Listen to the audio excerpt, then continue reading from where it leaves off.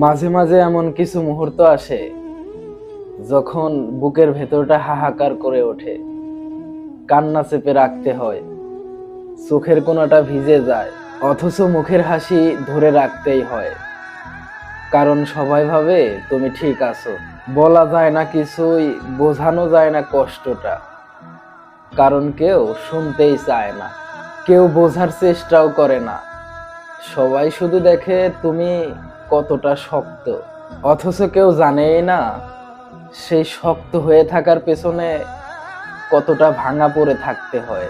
কিছু অনুভূতি আছে যা শব্দে বলা যায় না, যা অনুভব করা যায় শুধু নিঃশব্দে।